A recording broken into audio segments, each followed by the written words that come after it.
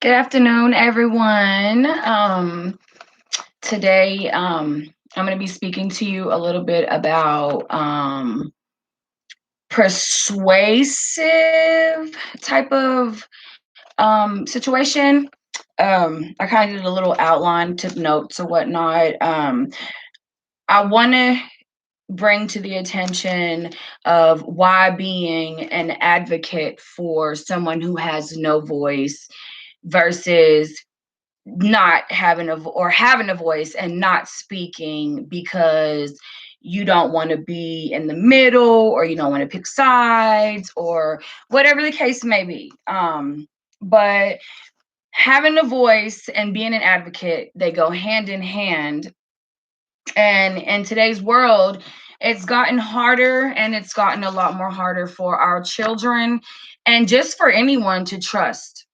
So with that being said, I choose, and I'm also trying to persuade my audience that if you're not voicing or you're not advocating for someone who does not have those resources available to them or just don't have the right words to say to make any sense to the next person, um, that's where people like me and other advocates come in, and we can guide them and be that voice for them.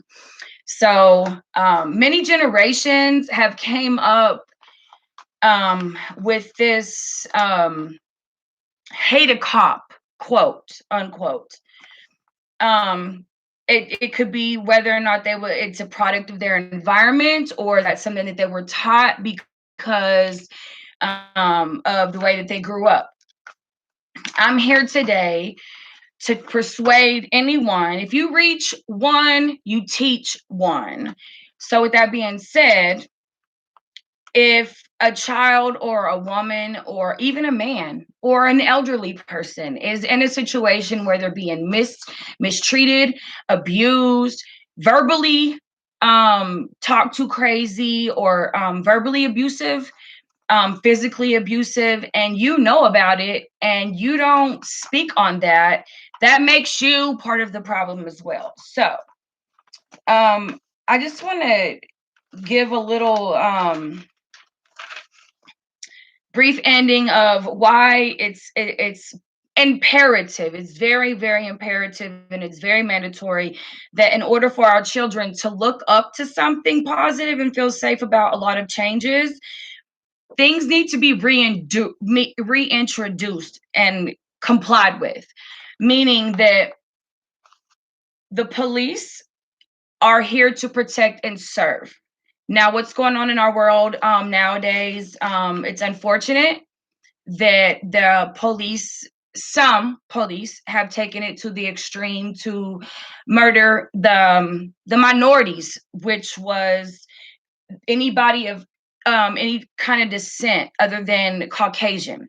I don't want to say the wrong word and make anyone feel any type of way, but if we, the people, have control, then why are so many situations going down where the people are like helpless? It's like we have to rebuild of the bond between the protect and serve and between our young group of children that are coming up, especially like my son's generation, the ones under there. They're gonna need something to believe in and something to hold on to, something to trust in. So I'm here today to persuade you to not only take that leap of faith, but if you follow your guts instinct and you do the right thing and you speak to just one person, one children, one elderly,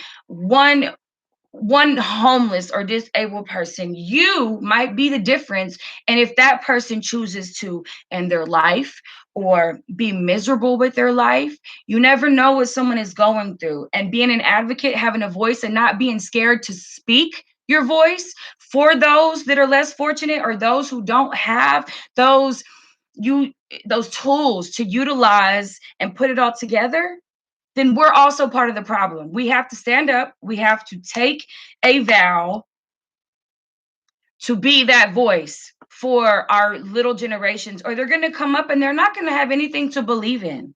They're not going to, they're going to, it's just going to be like a cycle. We have to break the generational curses and be an advocate and start standing up and speaking. Otherwise, your voice is null and void and it's unheard. It's like Ariel from The Little Mermaid, whenever I don't remember her name, Ursula, I think, like stole her voice, like reach one, teach one is my goal. I'm going to school I want to be an advocate for the less fortunate. I want to be able to be there and help them out. And I hope also that, you guys choose to do the same thing.